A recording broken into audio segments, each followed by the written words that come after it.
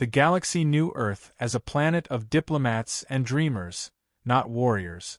In the sprawling expanse of the Galactic Union, where hundreds of species flaunted their military might, humanity was a whisper in the background, a species that talked too much, fought too little, and clung too tightly to obsolete notions like mercy and compromise.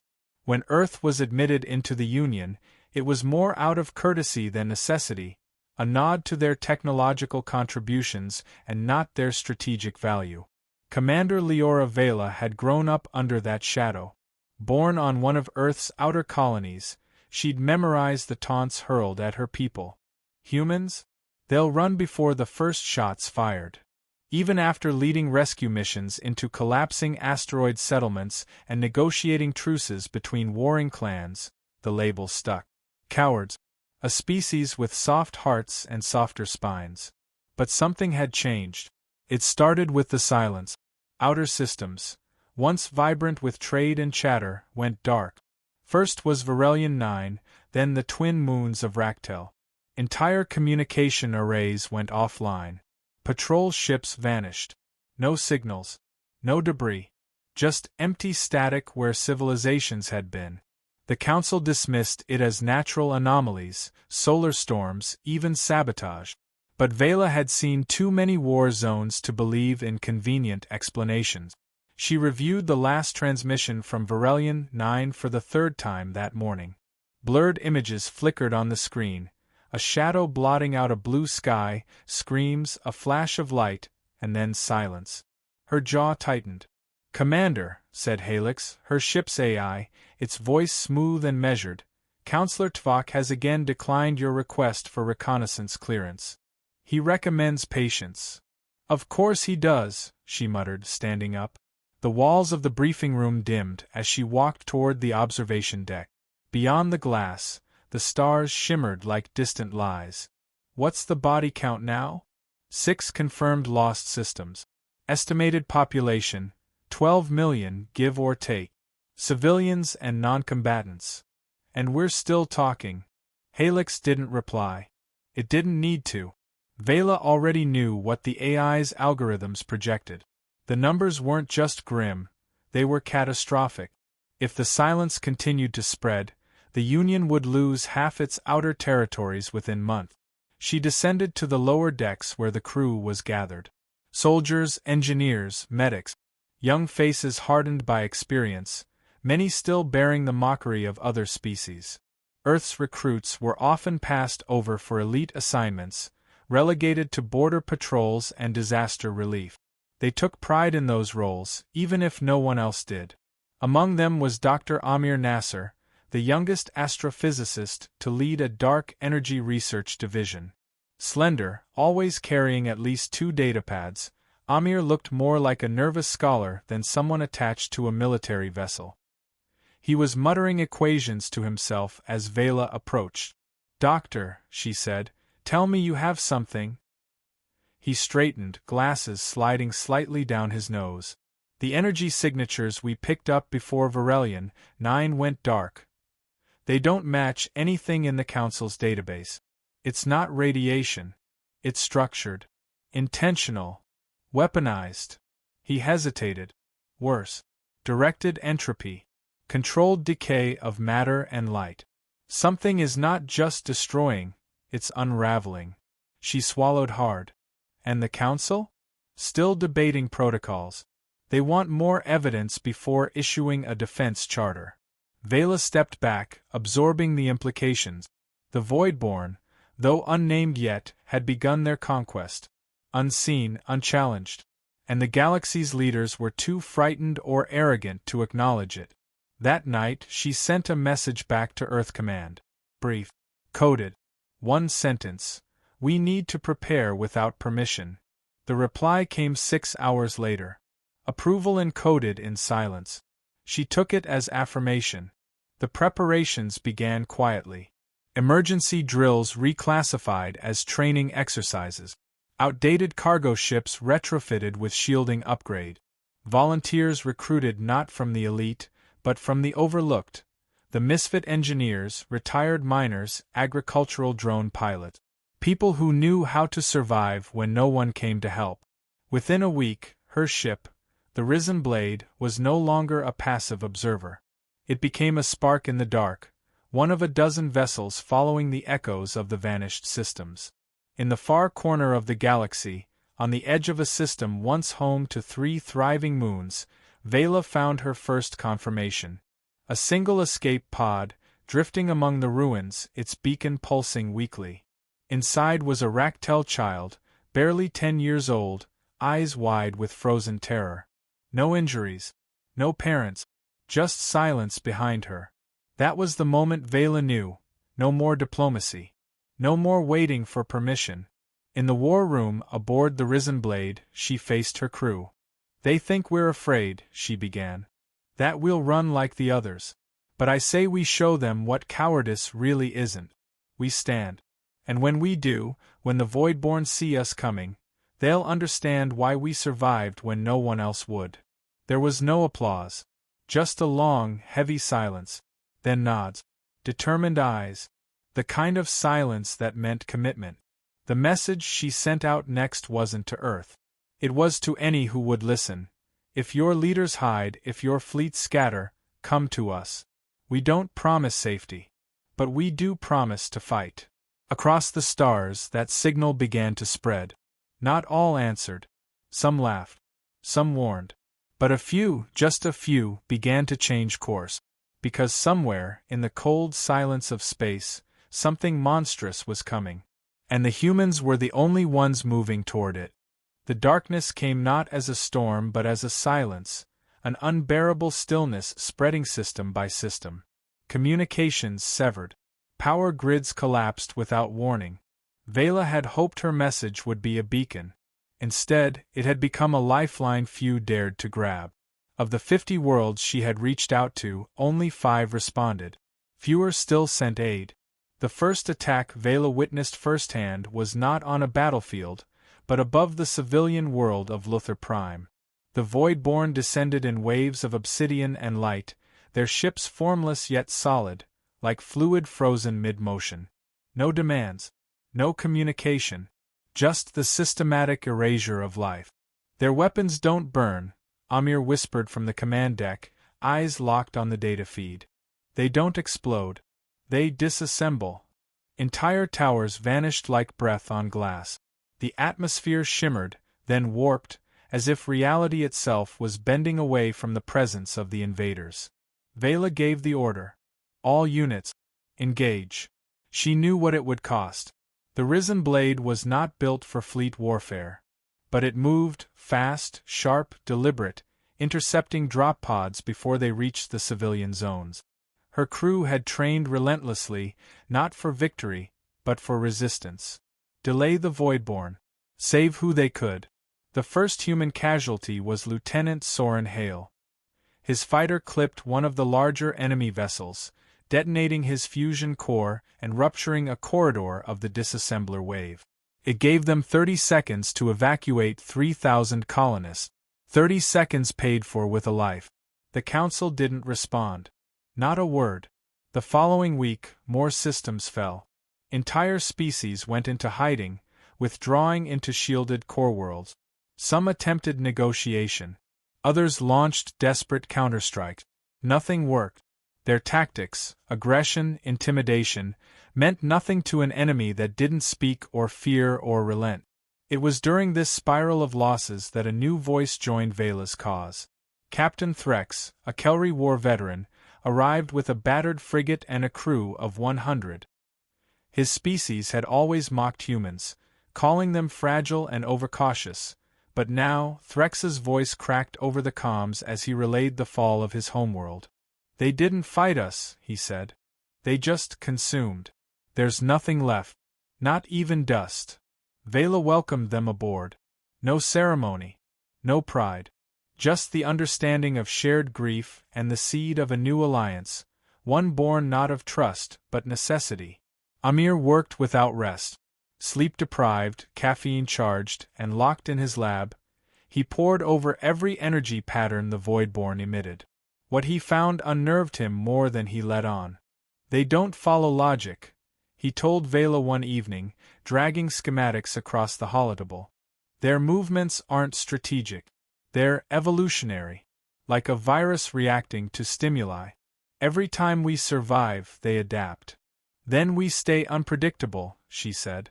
Helix, listening, recalibrated combat protocols without prompting. It had evolved too, no longer just a system-bound AI, but an entity growing with each battle, learning with each loss. It began to speak in fewer calculations, more intuition. I have determined, Helix announced one morning, that their technology is not mechanical. It is biological, symbiotic, a living fleet. A silence filled the command bridge. The crew absorbed that revelation with quiet dread. Biological. That meant killing them was possible. But it also meant they weren't just facing weapons. They were facing a hive. Plans changed. Vela shifted operations to guerrilla strikes. Small, high-risk missions meant to disrupt and distract rather than destroy. Hit their fuel clusters. Hijack their data relays. Confuse their patterns. In one such mission, Vela led a unit into a dying station on the fringe of the Glaive expanse. They found no survivors. Only traces, half-dissolved walls, echoes of voices embedded in malfunctioning comms. In the center of the command room, someone had carved a single word into the floor with a plasma cutter. Stand. Vela knelt beside it, her fingers grazing the burned metal. She didn't know who had written it, but she carried it back with her, made it a symbol. They printed it on their uniforms, on their ship, in every signal they sent. Stand. Word spread. Slowly, quietly. A Dendari priestess transmitted supplies from her lunar sanctuary. A rogue swarm of Tarkhan drones pledged their AI minds to Helix. A ship of exiled mercenaries arrived bearing scars and stolen weaponry. No one said it aloud, but they all knew humanity had become the rallying point. Not because they were the strongest, but because they hadn't given up. Vela sat alone in her quarters one night, reading the list of the fallen. There were too many names now. Too many messages sent to families that might no longer exist. She stared at the screen until the words blurred, then turned it off. Outside her window, she could see Luthor Prime. Or what was left of it. Ash drifting like snowfall, orbiting what had once been a world. We'll be next, she murmured. No, Helix replied, its voice quiet. We will not fall. We will adapt. Like them. But better. A message blinked on the console, new coordinate. A survivor ship, barely transmitting, asking for help. Vela stood. Plot a course. Prepare for drop. The crew responded without hesitation. They knew the odds. They didn't care. They moved as one, unified not by survival, but by resolve. And so they flew into the dark, toward the unknown, because someone, somewhere, still needed them. And they would stand. The atmosphere aboard the risen blade had shifted. What was once desperation had matured into discipline. The crew no longer flinched at distant alarms or braced for impact with every jump into a new system. They had become something new, less a military unit, more a living organism, fused by trauma and hardened by clarity. There would be no reinforcements. There would be no rescue. They were the answer. Vela stood at the command deck, her posture rigid, watching the fractured remains of the Bolari expanse drift across the viewport. Another system gone. No signs of resistance. No signs of life. The enemy left no ruins to rebuild, only nothingness. We picked up a trace signature, Amir said from the console beside her. Residual energy in the K-band spectrum. It's faint but deliberate. A signal. From survivors? She asked, though the question already felt hollow. Unclear. It's structured, though. Almost musical. Vela turned to Helix. Could it be a Voidborn beacon? Negative, the AI answered. Voidborn transmissions lack harmonic modulation. This pattern suggests intelligence, possibly a message encoded in frequency variants. Coordinates. Helix projected them onto the map. They pointed toward the grave of Orialis Station, an abandoned mining colony swallowed by the Voidborn 3 weeks earlier. No known survivors. Vela inhaled through her teeth. Prep a strike team. In the hangar, soldiers gathered without being summoned. Captain Threx approached, heavy footfalls echoing off the floor plate. His armored frame looked smaller now, age and loss compressing the once proud Kelry warrior. "I'll lead the ground team," he said without preamble. "I need your voice on the blade," Vela replied. "These species rally to you." Threx snorted. "They rally to your defiance, Commander. I merely echo it." Still, he relented. Vela selected 4 to accompany her, Amir for his signal expertise, 2 recon scouts, and Nyla, a medic who had once treated enemies with the same urgency as friends. Each had survived more than luck should allow. They didn't need speeches. Just orders. The dropship coasted silently through the black. Aurealis emerged like a scar, half a station orbiting a ruined moon. Everything around it looked dead. But the signal pulsed steadily like a heartbeat in deep space. They landed in the central hub, weapons ready. No welcoming party. No ambush. Just a trail of faint blue light leading into the darkness. Amir's scanner vibrated as they followed it. "This signal," he whispered, "it's not a distress call." "What is it then?" Nyla asked. He hesitated. "A memory. Encoded fragments, voices, faces, moments. Someone recorded their last thoughts and projected them outward." Vela moved ahead, heart pounding. The trail ended at a sealed chamber. Inside, hundreds of fragments, holologs, scribbled data pads, voice records, had been arranged in a circle. A monument. Around it, carved into the walls with makeshift tools, one phrase repeated over and over in dozens of dialects. "We are not gone." Amir's voice cracked. "It's a digital cenotaph. They knew they wouldn't survive, so they preserved themselves in pattern and light." Nyla knelt, fingers brushing one of the datapad. "They wanted to be remembered." Vela stood in the center of the room, silence pressing against her chest like gravity. This wasn't a message for rescue. It was a defiant act against erasure. She activated her comms. "Helix, transmit a full scan to every allied channel. Let them see this. Let them hear it." The AI responded, its voice quieter than usual. Transmission initiated. Back aboard the Risen Blade, reactions were immediate. Soldiers in orbit around fractured worlds played the recordings aloud. Drones painted the phrase across ship hulls. The signal spread, not just as history but as proof. They weren't just fighting to survive. They were fighting to be remembered. 3 days later, the Voidborn arrived. No warning. No build-up. Just rupture and darkness. They didn't come for Aurealis. They came for the signal. And for the first time they responded. A voice, layered and unnatural, rippled through the Union-wide channels. Not language, but imitation. A fractured mimicry of the voices recorded at Aurealis. Amir paled. "They're speaking through the memorial. They're learning." Vela issued immediate orders. "All ships ready for combat. We hold this line. No retreat." Ships responded from across the quadrant. Mercenary crafts, rogue freighters, science vessels converted into war machines. They weren't a fleet. They were defiance given form. The first blast tore through their forward screen. Then another. But the Risen Blade didn't fall back. Helix deployed countermeasures, adapting in real time, pulsing energy shields in chaotic rhythms that confused the Voidborn's predictive strike. The tide slowed, then halted. The Voidborn hesitated, and for the first time they withdrew. No one cheered. No one claimed victory. But something had changed. The enemy had tested humanity's heart and found something unexpected: resistance without reward. Sacrifice without promise. Later, alone in her quarters, Vela played the Aurealis message again. One voice, trembling but resolute, stood out. "If you hear this, know we stood. We knew what was coming. And still, we stood."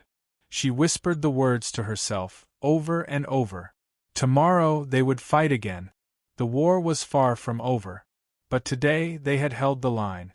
And someone, somewhere, would remember. The final push didn't begin with an order. It began with a silence. Not the cold, annihilating silence of the Voidborn, but something deeper, a breath held across the resistance. A moment when the scattered survivors of dozens of species realized they were not fighting to win. They were fighting to end it, one way or another. Vela stood before the tactical display, the glow outlining the sharp lines etched by exhaustion into her face. Around her, the bridge was quiet, not with fear, but focus.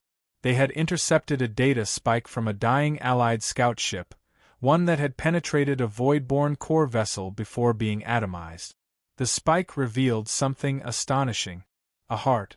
Not metaphorical, literal. A biological, pulsing structure deep within the massive central entity they had begun calling the Maw.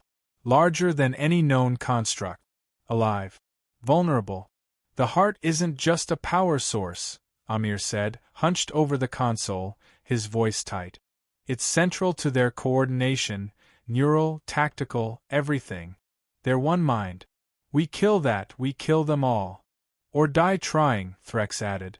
Nyla leaned on the table, eyes burning with resolve. It's better than dying piece by piece. Vela looked at her crew, her family.